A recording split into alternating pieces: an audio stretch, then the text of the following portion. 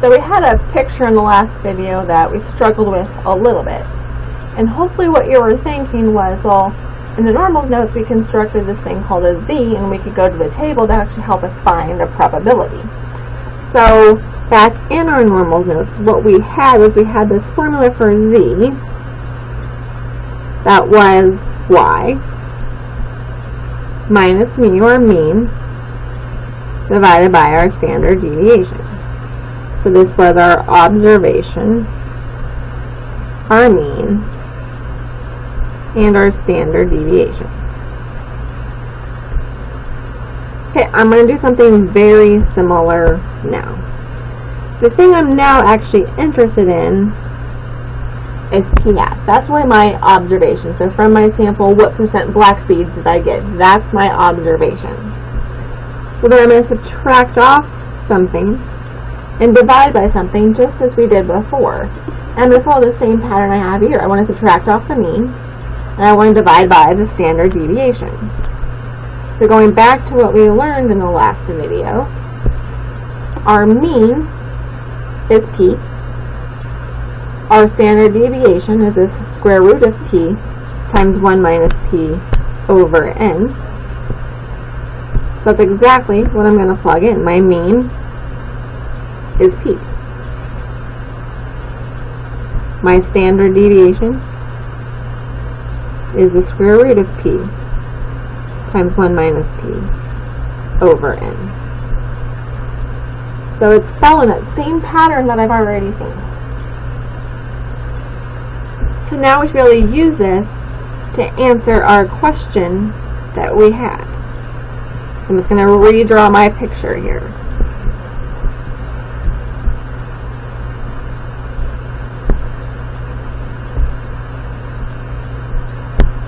So nothing new going on here.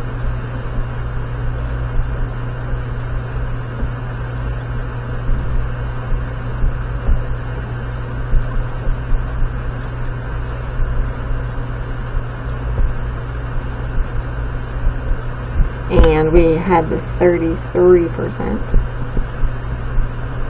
And we had everything greater.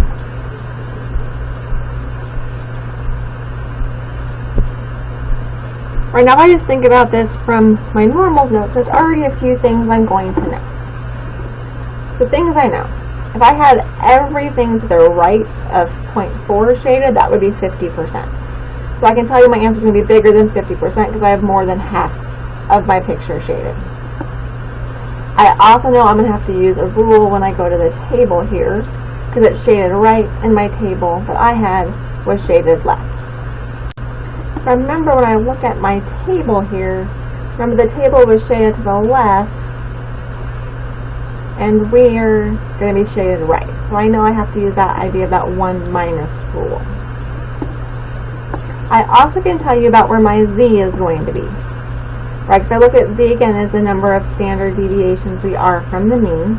So first of all, I know my z is going to be negative because we're below or to the left of the mean. And we're between 1 and 2 standard deviations below the mean. So I know my z should be between -1 and -2 from that.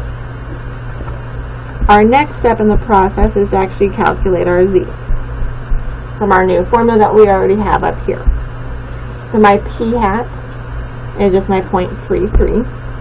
So what I observed. Our p is where we're centered at 0.4. Then we divide by the square root of p times 1 minus p over n. But I've already done that math. That was this 0.049. So I don't need to do the math again. I can just plug in that 0.049.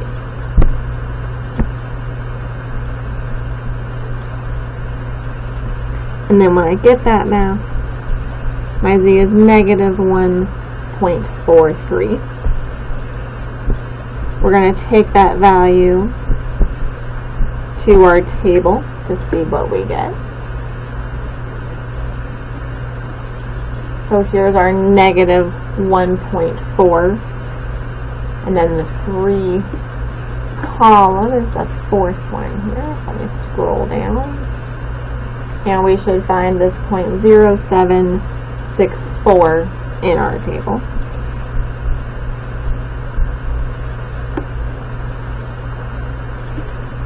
But that, as kind of a reminder, I like to put it on my picture, that 0.0764 is what's to the left of that number. So that's this piece over here. So to actually find my probability, it's really just going to be the 1 minus that 0.0764 to get me 0.9236. So then I can say when 40% of all beads are black,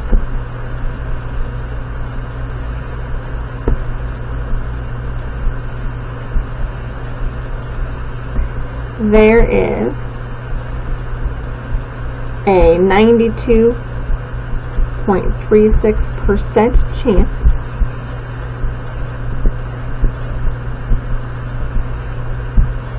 that at least 33%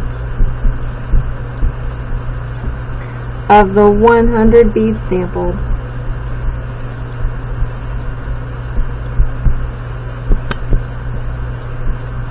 are black.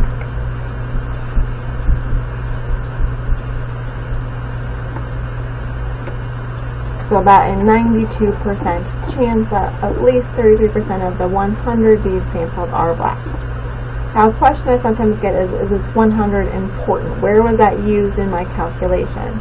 Well, it was technically used in that standard deviation calculation, right? That n affected what this number on the bottom was. So it did actually affect our answer. So we do like to include that in our interpretation.